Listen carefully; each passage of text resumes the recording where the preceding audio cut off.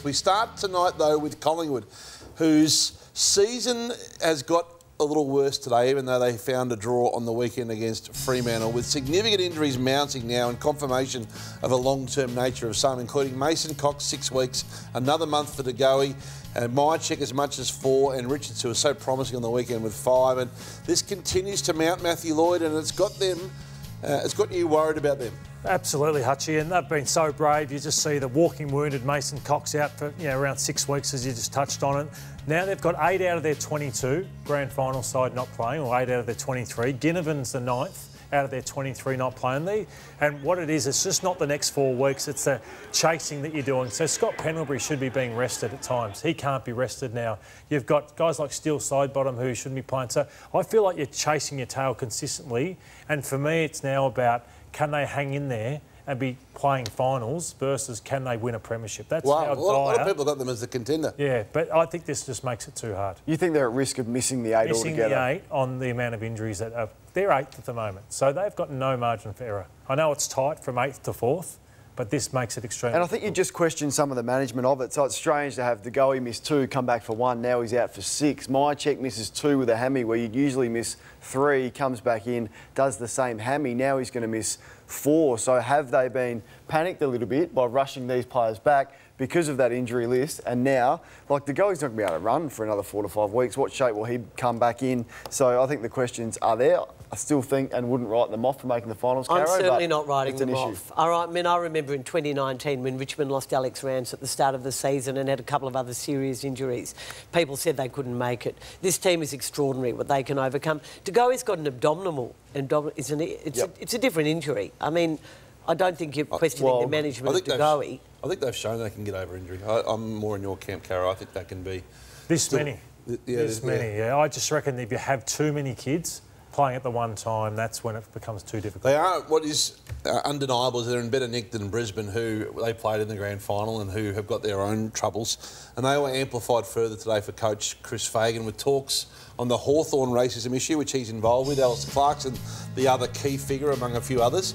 These broke down, Caro, heading to the federal court. It's devastating for both coaches. Well, devastated for both those coaches. Also, Jason Bird, of course, a former welfare manager, and obviously devastating for the First Nations families. What they want is an unmitigated apology from the club that they were treated in a racist fashion.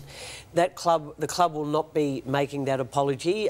They say that if they do, they'll be opening themselves up to legal action, not only from other potential Indigenous players, but also legal action from Clarkson and Fagan, who completely deny all of the allegations against them. So it's chicken and egg. It is headed for the federal court. I don't believe it will get there, but I do think the negotiations over the next 2 months, they've got 2 months to reach a settlement, don't look good. And a toll on everyone involved too, on both sides, which is just a sad part of the game at the moment. And it makes footy a little bit inconsequential, but he's got significant issues, Chris Fagan, and we saw that on the weekend. This was the press conference after the game where Fagan is still hanging there and defending his players. It's not the end of the world. They're a pretty good side, Hawthorn. They've been in good form lately. You know, they've beaten St Kilda and the Dogs, pushed Port last week. That's good form. We've had a bit of injury. Yeah. We've got 5 ACLs at the moment. They're pretty good players. So that's one reason. Yeah, I wouldn't be using the injuries as an excuse, Hutchie. I think against a Hawthorn side who is young and rebuilding, they should have put in a much better effort. So there's the players. I still think they had 17 from the grand final last year. The issue was the way that they turned up, and it's really frustrating to see the inconsistencies in effort. 1 week Brisbane, you go, OK, they're back. You get sucked in, and then they produce what they produced yesterday. And some of the vision from yesterday, just look at these are good players. It's Lachie Neale versus Newcombe. Watch how easily Neale is pushed into that contest. Gives up, no chase, and then Hawthorn were able to explode from stoppage. Look at Impey and the run here, and also note the missed tackles from the line. So Impey explodes past 3. You're going to see a tackle that got him stone cold.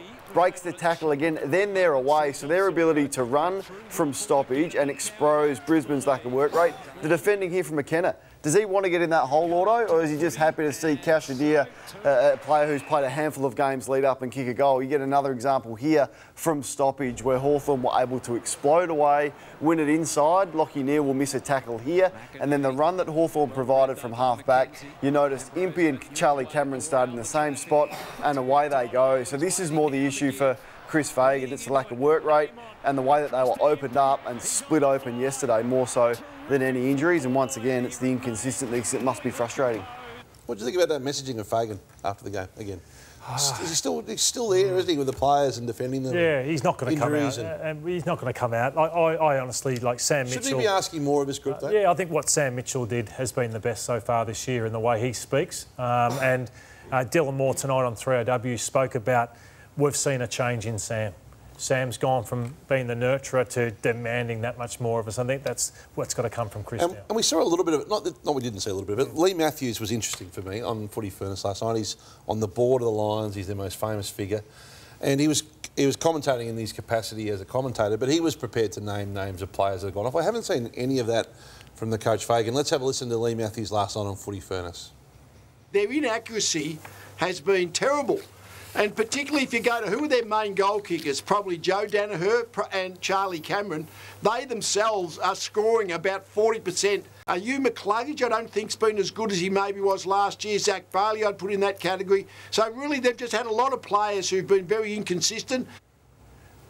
Personally, Kane, I don't believe that you name players. So, Hutchie, I don't think you do what you're asking. So he doesn't name players. I think that's when you lose your players. But you hope behind the scenes he is challenging them harder than ever before because they're nowhere near the side of it. He's been in the job for a long time now. For him to change his behaviour at this time would just be inconsistent and crazy. But I think you need Sam Mitchell's much newer in the job. I think you need to reward performance, though. And if a player isn't performing, I think... what Chris has done has been very loyal to his players at selection. I've spoken about Hipwood a lot. I think the next one is Rayner and what he's failing to deliver. Does he need to, at this stage, make a statement at selection? We saw him do it with Rich and Gunston, and then it sort of backfired on them because there was a bit of mixed messages publicly about how that went down and conflicting stories. That was a great statement. I thought it had a good benefit, but they were probably easy players to drop at that stage of their career, and they had replacements. Cam Rayner, this is his numbers: 14.5 touches, not even a goal a game, 4 score involvements, not good enough for a #1 pick. He had 3 kicks on the weekend. So does he need to actually make a statement at selection to imprint his authority on this side and make a statement that this performance isn't good enough? Yeah, Charlie Cameron's another one who's, I can't believe how he's dropped off with his consistency. And just on Hugh McCluggage, they've got a decision to make on what they do with him because obviously they'd love to keep him, but you can't be paying Hugh McCluggage the type of money that other clubs are going to want to pay him. So a Melbourne club will fall into paying him well over $1 million, in my opinion. But he doesn't play like a $1 million player. So that's what Chad Warner should be getting, or Isaac Heaney should be getting. He's kicked 103 goals from 166 games. He kicks more points than he kicks goals, and I think he's been less damaging this year than he's ever been. So that just shows where the drop-off has been, and Brisbane have got to be firm on what they decide to pay him. And Hawthorn have come good without question. They've got serious momentum. You on board now? Yeah. Because you've been questioning them hard this year. No, I haven't. No, I questioned the kids. You have, yeah.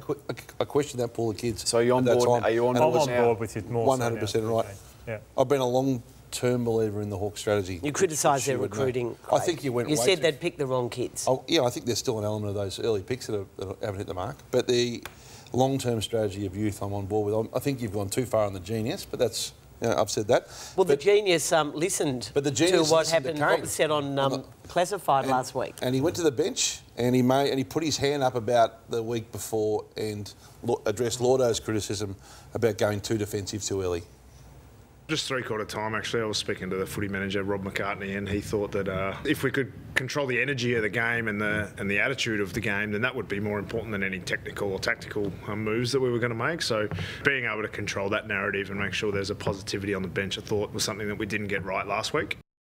And the first thing Sam said to us was, over the last couple of days, who's thought about a mistake that's cost the team? And everybody in the room put their hand up. Assistant coaches, players, himself. Everyone was reliving a moment that I let the team down. That's what he said. Everyone had those moments. Everyone felt like they did something wrong. And he said, I thought I was wrong. We didn't attack line up in the last quarter and I didn't get everyone on the right page. And then as players, we're like, yeah, but we didn't get ourselves on the right page either. So everyone took a bit of blame for that. And I think that's what made us stronger for this week. It was we were put under the same pressure in the third quarter. Yeah, it's a great insight into how they were all in it together, Lloydo, and how they took the blame together. So what are they doing well? Well, we spoke to Champion Data. Daniel Hoyne came into SEN about a month ago and he highlighted this one area from Hawthorn. Now, there's lots of stats, so stay with us here. They are ranked 1 for post-clearance ground ball in the competition, plus 99 more than any. Now, there's only 19 teams that have ranked higher than them at round 11 in the season, and 18 of them went on to play finals. So what does it look like? It looks like this. There's the clearance. Who wins the ground ball after the clearance? Hawthorn the best by an absolute mile in the competition at doing this. So we look at clearance numbers a lot and scores from stoppage. This is the area they're absolutely dominating the competition, and we saw it against a very good side in Brisbane. Your ability to win the post-clearance ground ball and then to score from that is what they did on the weekend. And they're building and they're coming. They've had a very good last 6 weeks. They probably should have beaten Collingwood in Gather Round. They certainly should have beaten Port Adelaide last week. And they were excellent, exploding from stoppage and winning that ground ball post-clearance again against Brisbane on the weekend. Next year, is there time to make finals, do you think? I think you'd be aiming for that. I think they've beaten some quality in the last 2 seasons that would have them believing. There may be a couple of pieces. Do they have the A-grade midfielder like the one, although Day's looking pretty good, but there's probably a couple of pieces that they'd like, and Mitch Lewis is a key part to that as well.